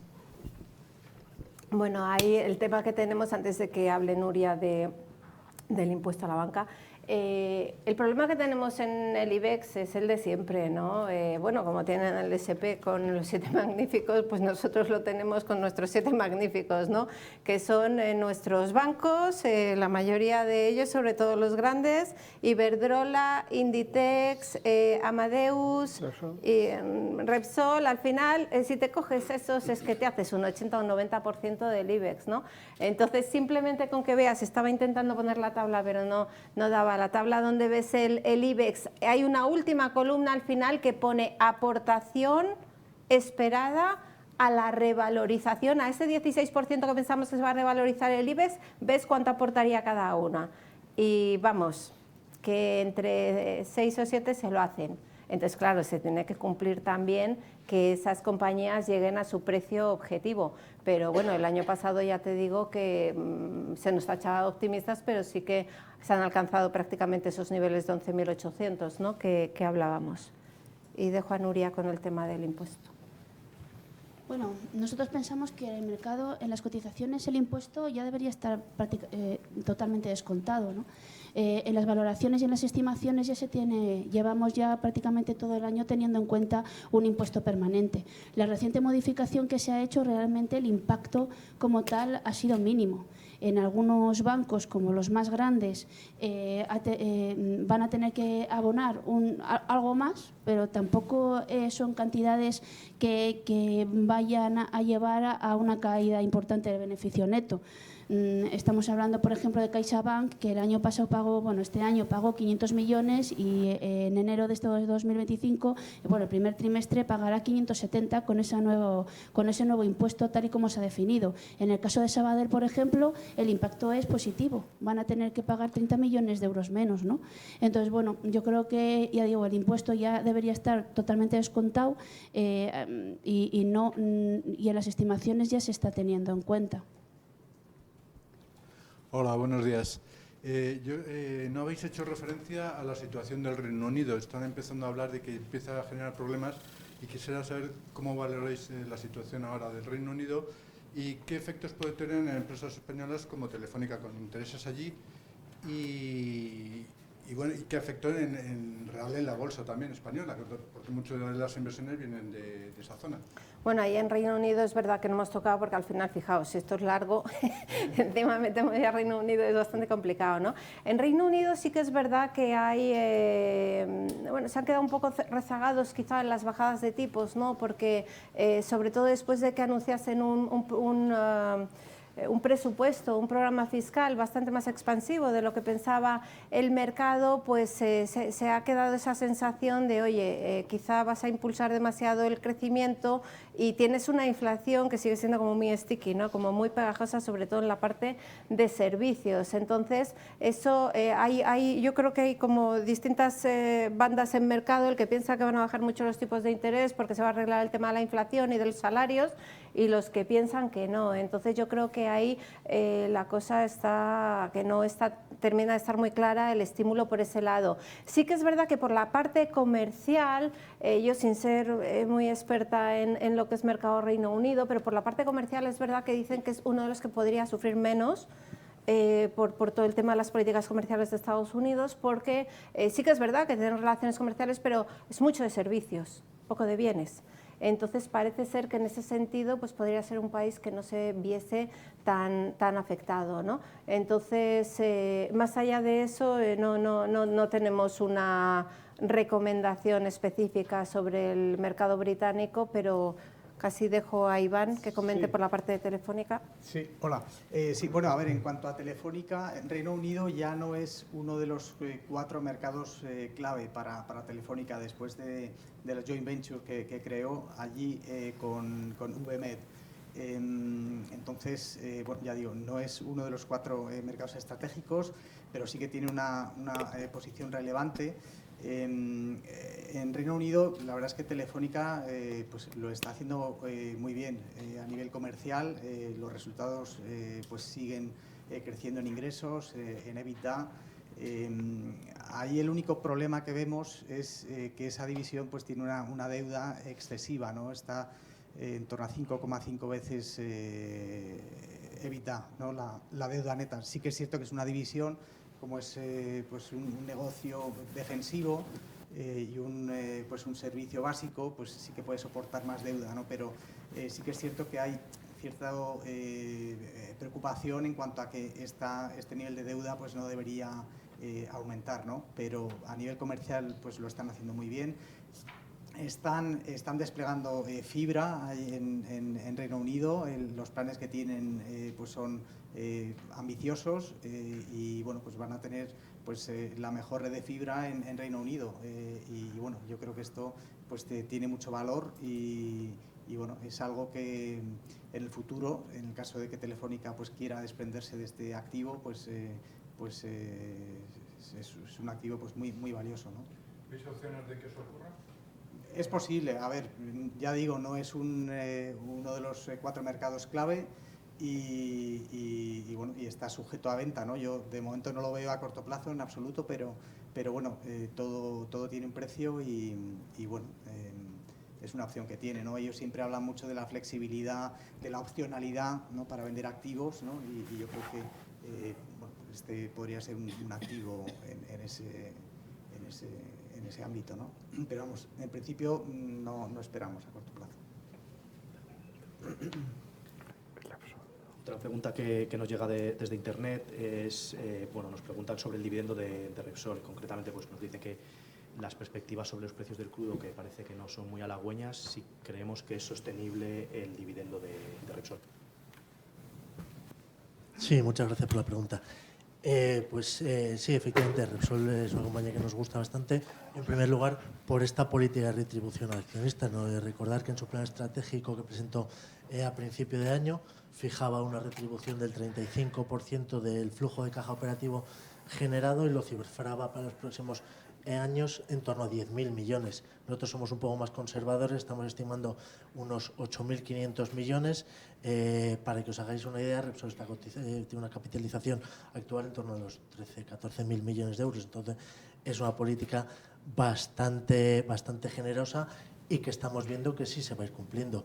Sí que es verdad que no somos muy optimistas, especialmente optimistas sobre los precios del crudo. Creemos que el equilibrio oferta-demanda pues debería mantenerse en unos precios en torno a los $70 por barril, que por otra parte pensamos que tiene contentos tanto a consumidores como a productores. Históricamente las compañías ganan dinero con un precio del barril en torno a los $70 y además pues si Repsol tiene también una elevada exposición a los precios del gas y lógicamente a los márgenes de refino y manteniendo unos precios en torno a su media histórica, vemos esta distribución al accionista en torno a los 8.500 millones de euros como algo factible. Lógicamente tendrá que llevar a cabo otra parte de su plan estratégico, que es la desinversión de activos non-core, pero bueno, sí que estamos viendo que este año lo está cumpliendo con la venta de activos en upstream. Recientemente anunció la venta de Colombia y rotación de activos en renovables. Por tanto, pues desde el punto de vista de la retribución al accionista creemos que es muy atractivo y además, como digo, sostenible. Y también desde un punto de vista de valoración nos gusta mucho, está cotizando a un valor de empresa EBITDA en torno a 2 veces y media y con un descuento muy elevado tanto con sus comparables europeas y mucho más contra sus comparables americanas y también pues un descuento relevante frente a su media histórica. Por tanto, es una compañía que nos gusta y como digo, consideramos sostenible ese dividendo. Muchas gracias. Muchas gracias por la presentación. Una pregunta respecto al asset allocation. Con los spreads de crédito donde están, ¿por qué seguís viendo algo de recorrido o apostáis más por tomar ese pequeño riesgo adicional cuando la rentabilidad extra pues está en un momento cuestionable de si realmente merece la pena? Y segundo, respecto a la parte que va un poco ligado respecto a la parte más de gobiernos, ¿vale? De soberanos, ¿veis valor en también hacer algo de picking entre pues, periferia versus core, especialmente después de los últimos movimientos? A tu primera pregunta, liquidez. Se lo compran todo, o sea, es increíble. O sea, yo estoy contigo en que los diferenciales de crédito los miras y dices, O sea, ¿dónde ves el recorrido, no? Lo que pasa es que las rentabilidades siguen siendo atractivas. Sí que es cierto que si ves dentro de crédito nos vamos a la parte más conservadora, más segura. No queremos high yield, aunque ahí puede haber alguna oportunidad, ¿de acuerdo? No decimos que no, pero realmente lo que estamos haciendo a nivel carteras de gestión es aumentar la calidad, ¿vale? Yéndonos cada vez más hacia investment grade, hacia grado de inversión. Y luego ya lo que tú me dices de stock picking, no, sino de debt picking, pues mira, o sea, yo creo recordar que en nuestros fondos había algo de deuda francesa, por ejemplo, que ahora tiene que haber venido muy bien. Sabes que la prima de riesgo se ha ido, te hablo del 10 años, que es el que tengo en la cabeza, se ha llegado a ir a 88 puntos básicos, que son máximos desde la crisis de deuda del 2012, no lo veíamos, y ahora yo creo que el último dato que vi fue como 75. ¿Por qué? Te preguntarás, yo me lo pregunto desde luego, ¿por qué? Sin gobierno, sin nada, ¿por qué baja la prima de riesgo? No, pues porque sí que parece que están algo más confiados en que sean capaces de sacar adelante un presupuesto, que vamos a ver cómo lo sacan, ¿no? Pero esa jugada de haber tenido algo de deuda francesa, pues no ha ido mal, ¿no? Yo creo que, a ver, sí que es cierto que en momentos puntuales la deuda francesa te puede aumentar la prima de riesgo porque hay mucha inestabilidad todavía política, de cuentas públicas y tal. Pero también tienes al Banco Central Europeo. Volvemos a lo que preguntaba este señor sobre el tema de cuánto nos preocupa, ¿no? La insostenibilidad de la deuda. Y en el caso de Francia, pues al final, ¿por qué no va a recurrir al TPI, ¿no? Que montó el Banco Central Europeo, que todavía no ha acudido nadie, pero ¿por qué no? Entonces, siempre creemos que los bancos centrales estarán ahí para frenar un excesivo repunte de tiros. Eso sí, si te compras deuda francesa tienes que ser consciente de la volatilidad, ¿vale? Que le puede introducir a la cartera. Y bueno, nosotros en cualquier caso, sin marear mucho, porque creemos que con las rentabilidades que hay tampoco merece mucho la pena, nos quedaríamos, como te digo, en deuda a corto plazo, o sea, un 2 años que en Europa te da un 2% en Alemania, un 3% en España, mucho mejor que estar en un 10 años que no te compensa el riesgo, ¿no?